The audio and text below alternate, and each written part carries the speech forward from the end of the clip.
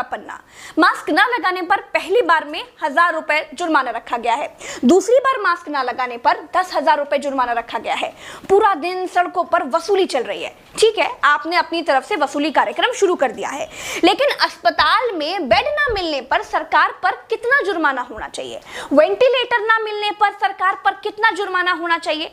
Corona test ना होने पर सरकार पर कितना जुर्माना होना चाहिए? शमशान में मुर्दा जलाने के लिए लकड़ियां ना होने पर सरकार पर कितना जुर्माना होना चाहिए? शमशानों में दिन दिन भर मुर्दा जलाने की वेटिंग के लिए सरकार पर कितना जुर्माना होना चाहिए?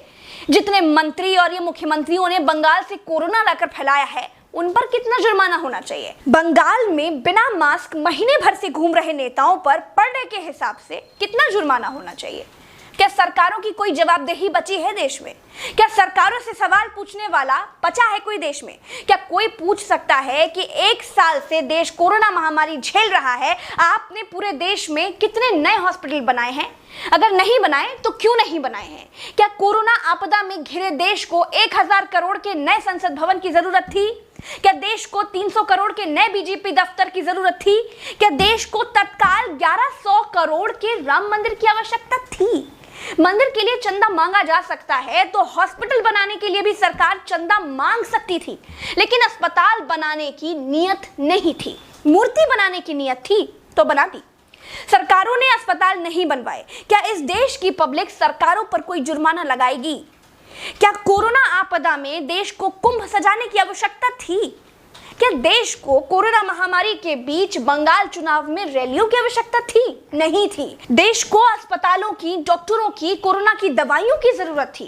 कुछ दवाइयां बनाई भी तो वाहवाही के चक्कर में विदेश भेज दी। आधे अधूरे टीकाकरण में देश अभी अटका हुआ है। और ये कैसा टीका बनाया है जिसे लगाने के बाद भी कोरोना हुआ जा रहा है? क्या कोई सवाल पूछेगा?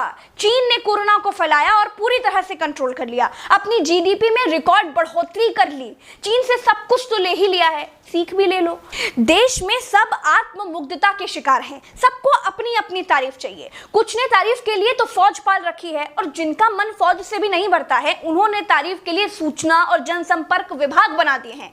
गाते रहिएगा ना, जनता का बैंड तो ऑटोमेटिक बज ही रहा है।